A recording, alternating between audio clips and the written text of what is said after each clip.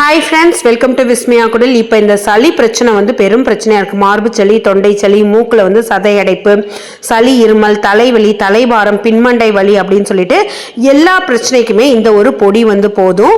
So இந்த பொடியில் வந்து பார்த்தீங்கன்னாக்கா தூதுவளை, துளசி, மிளகு, முசுமுசுக்கை, ஆடாதொடை, அதிமதுரம், சித்திரத்தை, சுக்கு, திப்பிலி இந்த மாதிரி பல ஹெர்ப்ஸ் வந்து சேர்த்துருக்காங்க. இது வந்து சுவாச கப சூரணம் அப்படின்னு சொல்லுவாங்க.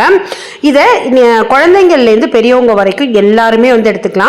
அதாவது 2 வயசு குழந்தையிலேருந்து வயசானவங்க வரைக்கும் வந்து எடுத்துக்கலாம். எப்படி எடுத்துக்கணும் அப்படிங்கறத வந்து சொல்றேன்.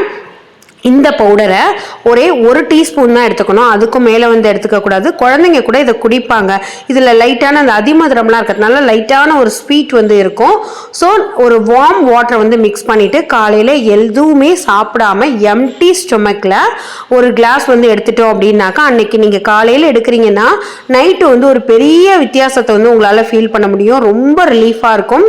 இன்னொன்று, அந்த நெஞ்சிலேயே இருக்கிற சளி வந்து அடைச்சிட்டு ஒரு மாதிரி வராமல் இருக்கும். இதை குடிச்சதுக்கு அப்புறமா கட்டி கட்டியா சளி வந்து வரதை உங்களாலே பார்த்துக்க முடியும். ஸோ குழந்தைங்களா இருக்காங்க அப்படின்னாக்கா அவங்களுக்கு வந்து மோஷன்ல வந்து அது சரியாயிடும்.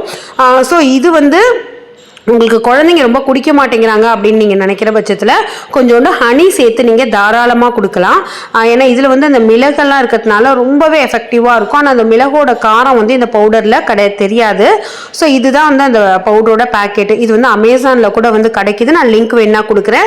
உங்களுக்கு பக்கத்துலேயே நாட்டு மருந்து கடை இருக்குது அப்படின்னாக்கா நீங்கள் அங்கேயுமே போய் வாங்கிக்கலாம். ஸோ கண்டிப்பாக வந்து ட்ரை பண்ணி பாருங்கள். அவ்வளோ எஃபெக்டிவாக இருக்கும். அவ்வளோ ரிசல்ட் வந்து சூப்பராக இருக்கும். ஸோ ட்ரை பண்ணிவிட்டு நீங்கள் வந்து எப்படி இருக்குது அப்படிங்கிறத வந்து சொல்லுங்க. நான் வந்து அந்த அடியிலேயே கொஞ்ச நேரம் போட்டுட்டு அந்த பவுடர் ஓரளவுக்கு அடியிலேயே தங்கினதுக்கு அப்புறமா ஹனி சேர்த்து பாப்பாவுக்கு வந்து கொடுத்துருக்கேன். ரிசல்ட் வந்து ரொம்ப நல்லா இருந்தது. ட்ரை பண்ணிட்டு சொல்லுங்க.